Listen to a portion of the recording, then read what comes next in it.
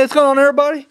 Movie Phantom here, and yes, we are back with another exciting edition of the Movie Phantom Tour Review. Of course, I am accompanied by my lovely girlfriend Maya, and back again, we got Misery Black down there. So this week we're going to be hitting up a couple movies. First up, we got Final Destination 5. Bam! There we go. I picked it out. You did pick it out. This is your choice right here. And finally, we're getting to the end of Matt J. Hendrick's request here. He wanted us to do the entire Grudge series, and this week we are going to finish it up with The Grudge 3. So, boom, there we go. Now, yeah, let's get right into it. Last week I asked the question, top 3 DVD, Blu-ray, box set, whatever, combos. Horror thing, yeah. That was an awkward one to say. Rise, THX 1138 hit me up, and he said, at number 3, his is the Hellraiser Trilogy box thing. So, yeah, good stuff right there. I have Hellraiser 1 and 2 on a thing, and then I had 3 separately, but then I have like a cheap little thing I bought. It has like 3 through 8 on like 2 DVDs. It's fucking awesome. All that. So then he also said he has the 3-disc special edition of Pan's Labyrinth, and I love Pan's Labyrinth. One of my favorite movies right there as well. And then his number 1 is the Evil Dead Collection, and he didn't really specify which one. There was like a shitload of those though. So yeah, but yeah. So thank you, THX. Appreciate it. Andrew Beaver hit us up, and he said his is at number 3. And he totally went like non-horror for the most part on this, but it's okay. I mean, he's participating, so I'm not going to bitch. Lord of the Ring Trilogy.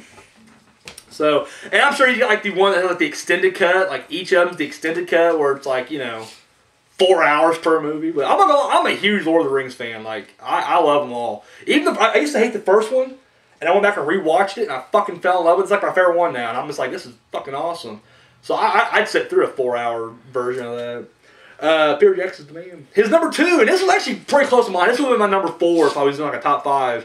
The Alien Quadrilogy. And I just consider it more sci-fi, even though the first one is a horror movie. But I do, because I mean, the rest of them have like a sci-fi feel to them.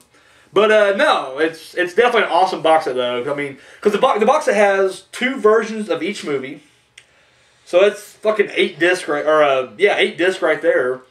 Each disc has like, or each movie has like their own special features, and then you got like the 9th disc, which is just fucking more bonus features. And you're just like, holy shit. And his final one is the Alfred Hitchcock Masterpiece Collection, which I actually own as well. Fucking love that thing. He says actually he puts it on his bookshelf as opposed to his DVD collection. Like that's how high he holds us up as. And it is an awesome fucking box set because it has all like the later ones that like I look at and I notice like a lot of the critics fucking pan, like Torn Curtain, Topaz, shit. I love it. Has like Frenzy, it has Family Plot, fucking Rope, which is one of my personal favorites. And of course it also has Psycho, The Burge, Shadow of Doubt. I mean it's fucking The Trouble with Harry. It's a brilliant fucking box set. And same thing, I mean, they each have their own special features and everything. I mean, it's just brilliant. Like, every movie has its special features. Like a documentary about the movie. I loved it. I tore that shit up. So, thank you, Andrew Beaver. Appreciate it. And 13th Wolfman hit us up, and he said his number 3 is the original Texas Chainsaw Massacre Steelbook. Says, God, you know, he said it basically has the same special features as the original Texas Chainsaw Massacre DVD. It has like one extra thing thrown on there, like an extra documentary or whatever. But he's a big fan of the Steelbook. He just, you know, likes that. His number 2 is the Cannibal Ferox European Edition Collector's 10. And he said really the only thing he likes about that is just the fact that it is the 10. He likes the 10. So, and it looked awesome. And his number 1, he threw like 4 box sets together. But once again, he's my boy. I'll let it slide. The Dracula, Frankenstein, Invisible Man, and the Wolfman Legacy Collections. Oh. And I agree with him. These are fucking awesome. I have Dracula, Frankenstein, Wolfman, and the Mummy. I don't have the Invisible Man. I don't have the Creature from the Black Lagoon, but I have the other 4. And they're awesome because they not only, there's usually like a big documentary on each of them about whatever monster it is. It has all the sequels, or more, you know, most of the sequels. And then of course it has, I love the trailers. That's another thing I'm big on. Like it has like all the old school black and white trailers. I'm a big fan of that. So yeah, that was his number 1. So I want to thank these 3 dudes for hitting us up. Now this week, we are doing... Oh, shit. Boom. Final Destination 5. And I thought, you know what? Here's kind of a unique opportunity. Let's do top 3 horror part 5s. Horror movies. I don't want to see no fucking like Harry Potter thrown in there, right? At all. It's not horror. Horror movies. Top 5. Now for me, I'm not gonna lie, it was hard because like literally, at first I like there ain't that many. That's what you kind of brought up. You're like, it wasn't a whole, how many part 5s? But there actually is a lot of part 5s out there. And so then I was like, well shit. And there actually is a lot of good ones. Like I actually like a lot of these. So narrowing it down was kind of tough, but I think I do got down. Here it is. Number 3 it is Final Destination 5. I fucking love it. And I'll get into why I love it when we get to the review part of it. But yeah, that's that one. Number 2 I'd have to say is Halloween 5. I really love I like the whole like Jamie Lloyd trilogy. And I just like seeing her character, you know, Danielle Harris. You know, it's the year after part 4 and just kind of seeing, you know, what she's going through still. And I really just like that. I just remember as a kid really liking that one. I know as I got older, it kind of became one of my least watched Halloween movies. But it's still enjoyable, still damn good. And for me, number 1, and this is going to surprise a lot of people, I think, because I think this is kind of a hated movie, but Friday the 13th, Part 5. A New Beginning. And of course, Halloween 5 was Revenge of Michael Myers. But no, A New Beginning, Friday the 13th, Part 5. And that's the one that doesn't really have Jason in it at all. It's fucking Roy, the paramedic, killing everybody with the Jason outfit on. But no, I loved it. I thought it was just an awesome fucking movie. Loved the kills in it. Loved the goofy, offbeat characters. Like every fucking character. There's like a halfway home. It's like for mentally disturbed juvenile delinquents. And they were all great. I remember a fat retard guy gets hacked up by an angry dude. I've seen that. I love it. I'm just like, holy shit. I guess as a kid going, my God, this is pretty dark. Loved it. My favorite kill in that movie is when the other fat retard, he's like the one old lady who hates all the kids. Her son is like on a motorcycle and he's just like, ah, woo, driving around in circles and he gets his head lopped off at the last turn, bam, head lopped off. Love it. Think about that. I also like the black dude in the toilet.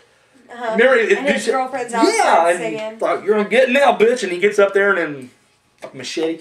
Love it. So yeah, that's my favorite one. What about you guys? Part 5s. I don't think of 2. Well, let's hear 2. Final Destination 5 and Saw 5. Saw 5. Now Saw 5, I did like Saw 5. I forgot about Saw. Yeah, Saw. That's one that to me was. I thought 3 and 4. Like now, upon when we revisit those 2, they're not quite as bad. The first one, first time I watched them, I hated both of them. I liked them a little better, but 5 to me was the first one that started bringing the Saw series back. I thought 5 was actually pretty good. I was a fan. What about you? I didn't even realize that was the 5th Friday. Friday 13th. That was pretty good. Yeah. Final Destination and Saw. I'm a poser, man. Oh, that's alright. It's alright. I'm not gonna lie, like, on an average basis, I'm the only person on this show that really does... Plus, you're always the first one to say your top 3. That's alright. So, like, everyone's like, oh, wow, that is actually pretty good. Well, and then everyone else goes to say it, and it's like... No. If everybody else went and they said mine, I'd be okay. I'd be like, alright, I'm not gonna worry about that. I'm okay with that. So, yes, I want to know what your guys' favorite horror top 5s are. You guys know how to hit me up. Top 3, number 5. What'd I say? You said top 5. Top 5 number 3s? No, you said top 5s. Oh, just top 5? Alright, top 3 part 5s. And make sure it's horror movie. Horror part 5s. Of course, you guys know how to hit me up. MoviePhantom7@gmail.com. Of course, my fan friends over on Facebook. You can hit me up there. This is horrible. Comment down below. Personal messages. I can't deal with you. And of course, you can do. I can't deal with you. I don't even know what to do anymore. Yeah. I don't even know. Fuck you, Google. Yeah. Fuck you, Google. You suck, man. Why do you hate everyone? Video response. This is so annoying. But you can, I can't even deal. Of course, if you do video response, I don't like leave the link down below or send me a personal message. So this is very upsetting. It sucks. It does suck. You suck. In fact, I know since we've done it, the only people that do it now is just me and 30 Wolfman. God, you know, and we do it back and forth. I mean, he sends me a personal link. I send him a personal link. But you're right. It is. It's really upsetting. So there we go. Moving right along. So 13th Wolfman, just friggin' do your thing, you know? Yeah. Like always. He always does his thing. He's like our strongest supporter out there. He really is. He's been there the whole time. He has. He really has. Far as news goes. Do what? Him and Ghostface. Oh yeah, no, I'm not trying to take anything away from the other ones. Yeah, but I'm Ghostface just Kid does. Yeah, you're right. Rise THX 30, 1138. He hits us up a lot. So yeah, no, we definitely got our, like I said, our 4 or 5. It does look a little weird. We got 4 or 5, you know, people out there. We got our core, following. You know, we do. We've got a cult following. And I'm happy with them. This is pretty great. This is brought to us by Speedway. I'm going Woo. take a little drink there. Anyways, so in the news, one thing I really read that was kind of interesting was apparently the CW network is going to be bringing back the old television series Tales from the Darkside. I'm not going to lie, when I was a kid, and I think I know now, I used to have this, alright, you guys ready for me to get a little serious here? Yeah. Ready for like a little phantom fact here? When I was younger, I had this reoccurring nightmare. Where the best way I can describe it is that the trees, it's like they were autumn color. It was like an autumn, you know, dead leaves, you know. You told me about this. And well, I told them though. But I know. I'm just saying. Anyway, but they were like digitized. If that makes any sense, like almost like it was like an old school like fucking video game, like a Nintendo fucking graphics digitized tree. But that's how all the trees would look like that, right? And I was at my grandmother's house. She lived in this apartment complex, and it's always at nighttime, or sometimes in the daytime, but it always turn night when I get around the corner of this house. Anyway, something was drawing me to the back there, and back there those trees were fucking digitized, and I don't know why I was scared to death to go back there, right? Like, just scared shitless. And anyway, and I don't know what the hell's back there. I get close enough to get back there, I'd wake up. And literally, this happened to me a lot when I was a kid. Like, I had the same nightmare. Don't know why. Yeah, now you have a picture. I do. Years later, this is just kind of, years later, I get this, like, package as, like, sample postcard. Like, I sent off for free postcards once. Got a shitload of them. I didn't even use any of them. But one of them free postcards. Was, yeah, it was like free postcards. The one of them was like the tree. It was just towards my dream, and I kept it in there. But I kind of realized that, you know, years later, I remember hearing about the show Tales from the Darkside, but I didn't, you know, and the Sci-Fi Channel was running like a marathon. On the marathon, it had the, you know, I'm watching it, and it had the opening theme, and the theme is fucking creepy. Like, it had like this really creepy music, and all this is like nature shots, like the countryside. Just that's all it is. And but it's like, you know, there's a world beyond our own world that, you know, blah, blah, blah, you know, darkness, you know. But it does like this weird, like, inverse, like the negative color. And the trees look a little bit like the fucking, I think when I was a kid, that's what I was thinking. I can think of. Anyway, got sidetracked a little bit there. Tales from the Darkside. And, anyways, back on topic. Yeah, just back on topic. Back in. Just fucking, we're back on program here.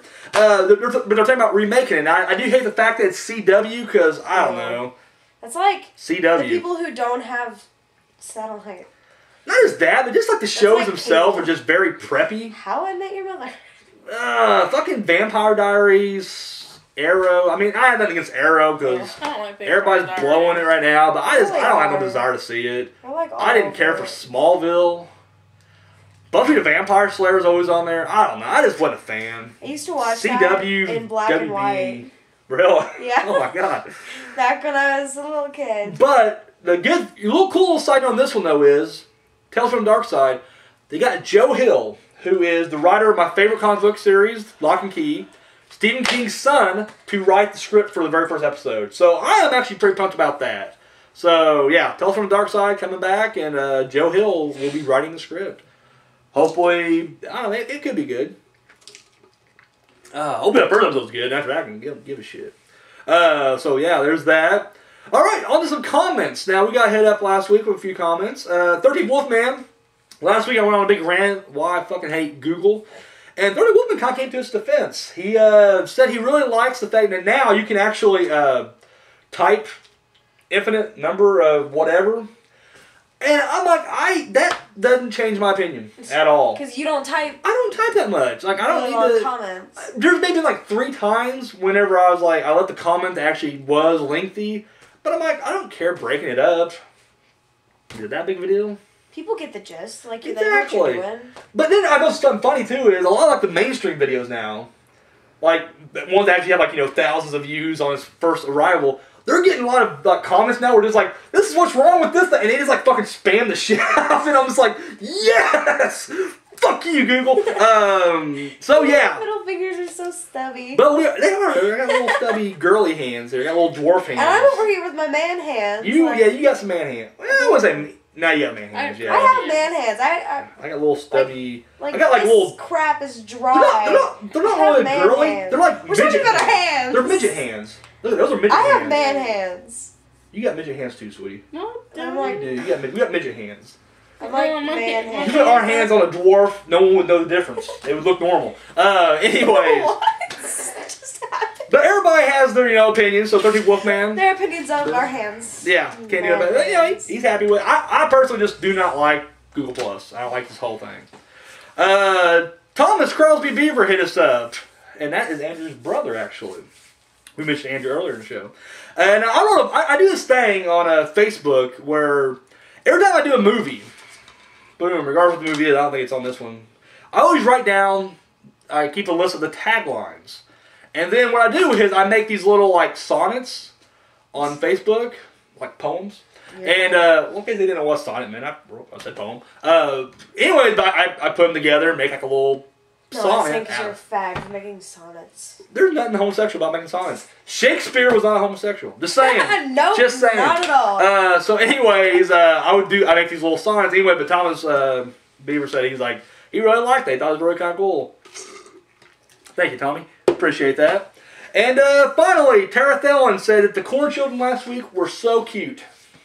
They're not at all. No, they're not. They're like fucking really cockroaches. They just kind of... They're terrifying. And they just multiply. They live in the walls. They eat the wood out of the walls. They're the stuff of nightmares. They really are. Nightmare fuel. Yeah, not cute. But thank you guys for your comments. I do appreciate it. We'll leave any kind of comment, questions. You got questions for any of my guests. They'd be happy to answer them. You got a question for me. They don't have to be horror movie related at this point. We are down for anything. Love mail, hate mail, sideways mail. We don't give a shit. Anything. You know how to hit us up. MovieFandom7@gmail.com. Cheese. Facebook. Cereal. My friends over there. Ask us about. Hit me up over there. Comment down below. Our personal favorite messages. Color, man. Like, and of course the video response. And of course the video responses.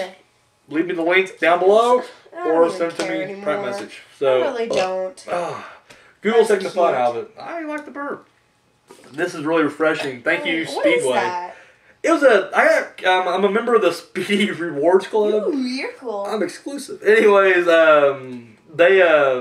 we got free coupons for a raspberry/lemonade mix. You can have this all lemonade or all raspberry tea, but she got a half and half. That's kind of cool. We got a free one of those, and we got a free Sprite Freeze.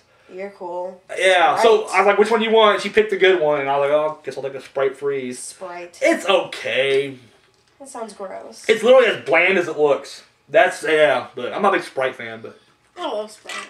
Why did you take that? Well, because she... Oh, you mean, why did she take this one? Yeah. Yeah, no kidding. It's okay, she's been giving me drinks out of hers, so... It's not completely washed. Try it. I'm gonna try a drink, man. No, ew, no, not that. That's nasty. This is actually pretty good.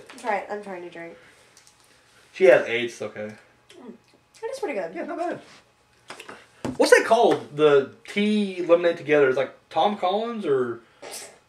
I don't know. Arnold Palmer? The golfer? I don't know. If anybody out there knows the name of that, give me a name. Wow! It's kind of lighter than that. Anyways, it looks like gas. It does. Well, it's like raspberry. I'm going to take a little drink. It's pretty good. We've gotten so off topic. One thing you can tell me, we got a small show because I'm just like, we're going off on hands and tea. I'm just letting it go. I'm like, we'll come back to the show. Don't even care anymore. We really don't.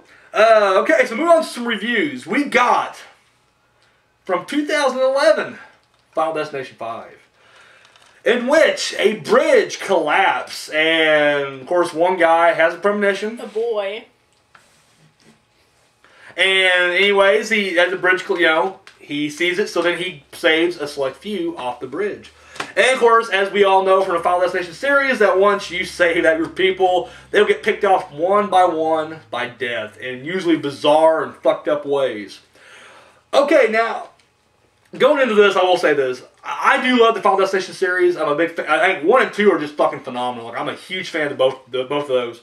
3 ain't bad. 3 I liked. It's definitely my least favorite of the original trilogy. The more I watch it, the more it kind of grows on me. But overall, I mean, I like it's good. It's a thumbs up. I fucking hate 4. I think 4 was just... It was like, literally, like, you always hear people say, like, either, wow, Friday 13th's all the same. And I disagree with that because I'm a big Friday 13th fan. But Final Destination was, like, just that generic fucking output. Like, there's, like, fucking more, just a generic fucking Final Destination movie. But I'm a franchise fan. Like, when the next Texas Chainsaw Massacre movie comes out, I'll be there to watch it. Even though the last one sucked fucking donkey balls, I'll be there to check it out. So when Final Destination 5 came out, I was going to check it out. Me and Lynch went to go watch it in theaters. Of course, in theaters, it was 3D. And, yeah, I fucking loved it. Now, here's the thing with the 3D. I remember... I didn't see the fourth one in 3D. I just saw it on DVD. And the graphics looked horrible. So I was afraid when I got this on DVD, like, maybe in theaters... Because in theaters, it looked great. Like, it's probably the best 3D movie I've ever seen in theaters. It was like fucking... It was literally coming out of the screen. Like, you always see it in the movie, like in the commercials... And it's like, oh, the shit comes out of the screen. It looked like that. Like, it looked that good. So I was like, man, I really hope that they don't look shitty on DVD, because on DVD, it may look, bad. It doesn't. Like, the graphics carry over very well on this. Yeah, this one, once again, I like it. They keep the pace going. I mean, they don't, because that's one thing I was always afraid about with the Final Destination movies is like, part 1 kind of takes a while to establish, And it's paced nicely, but, it is that whole, like, what's going on. In this one, there's still, like, that, what's happening, but they go through it kind of quick. I mean, no one, like, literally, like, it's not like they're stumbling their way through. They know early on, like, okay, shit, death's coming back for us, and we gotta, go through it. And I like that. I mean, I do like the fact that we do, because we know at home, and there's no reason to try to waste our time at home, I don't want to sit through a whole hour and a half of this explanation when we already know what the fuck's going on. The death scenes themselves are really fucked up. I'll tell you what now, the laser eye surgery, oh, fuck that. I don't like messing with anything with the eyes. I said that before. Leave my fucking eyes alone. And dude, that scene is just ruthless. And she has that fucking, like, Clockwork Orange clamp stuck in her eye, and oh, fuck. Yeah, I don't like that. That's probably that's the one scene in the movie I'm just kind of like, I fucking cringe when I watch it.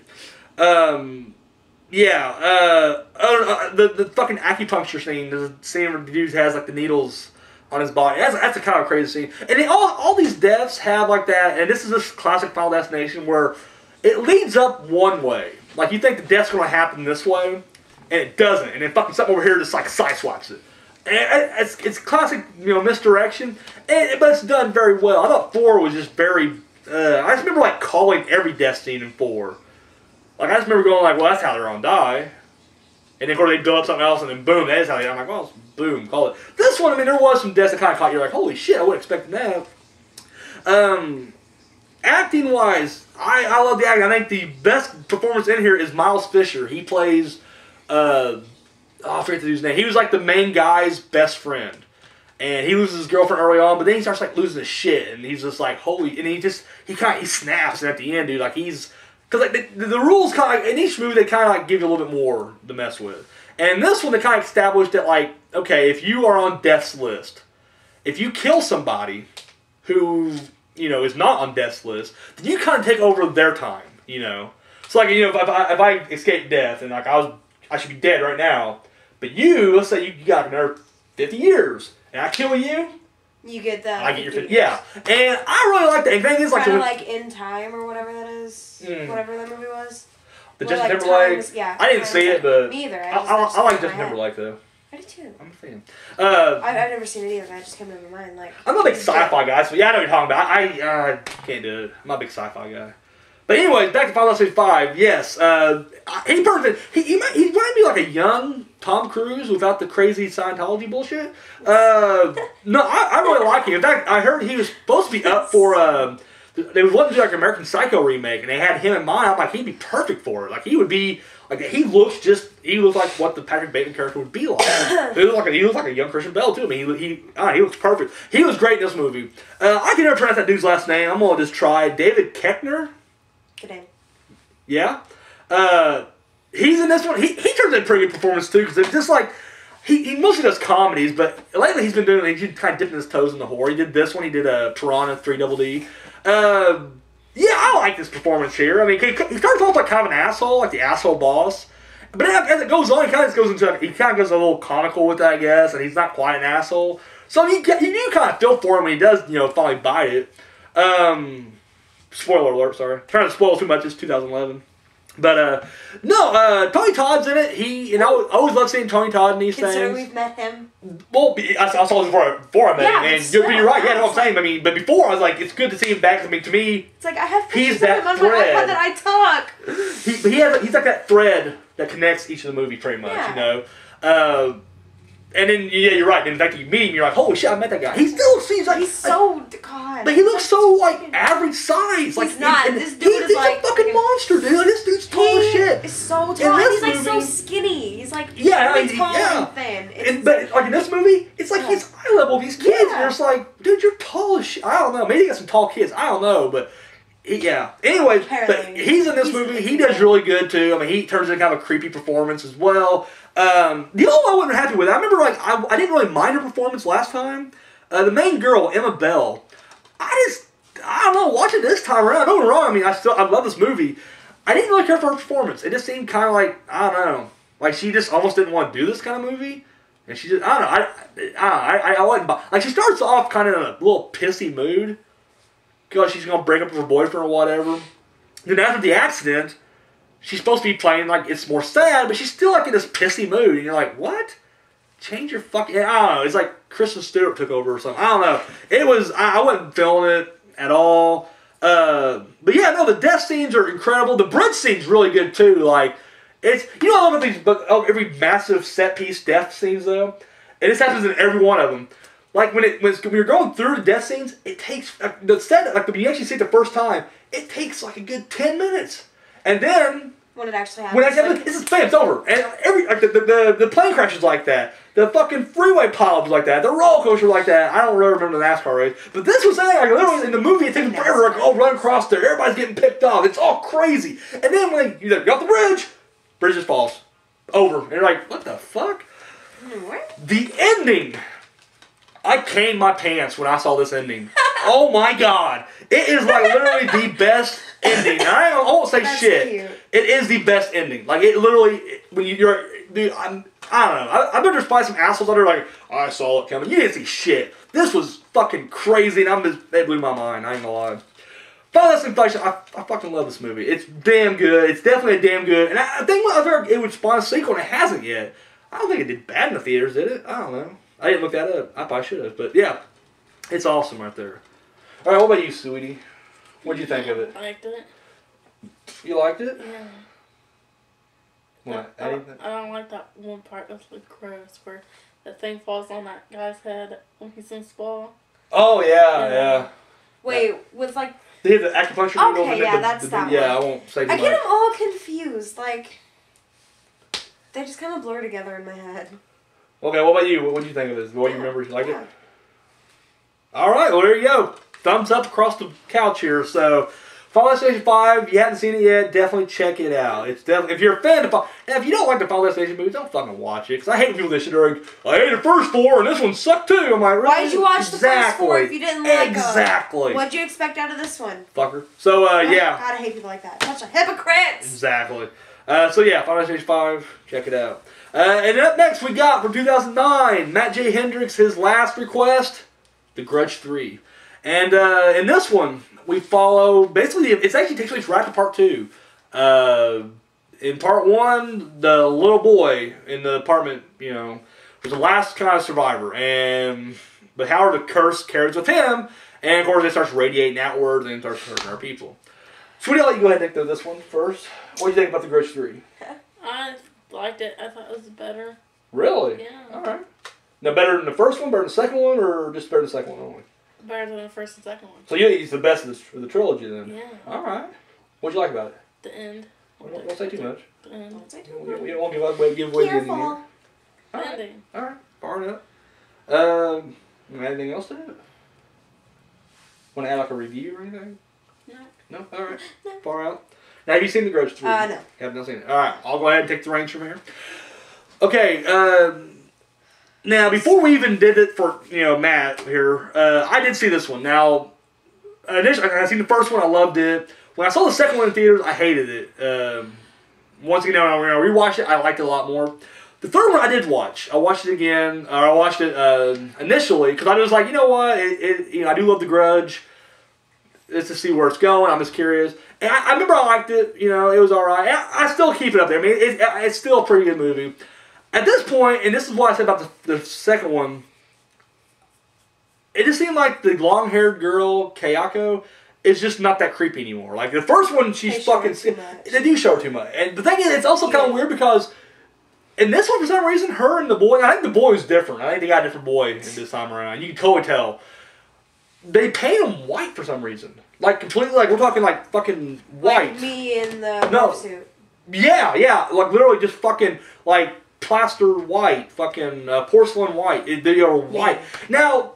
Kind of like a dead white. Yeah. Now initially, it looks... Like, when you first see it, like, one year, it's kind of like, holy shit, like, that's weird and different. But then after a while, you're just kind of like, well, why do they do that? Maybe because they get different actors and actually they're like, well, can't tell, yeah. I don't know. Can't tell. But yeah, no, like I said, this one, it does follow, like I said, the little boy was a sole survivor in the last one. Where does this one take place? This one takes place primarily in Chicago. Like, the last one kind of jumped all over the place. This one is just Chicago. I've actually seen part of it. Really?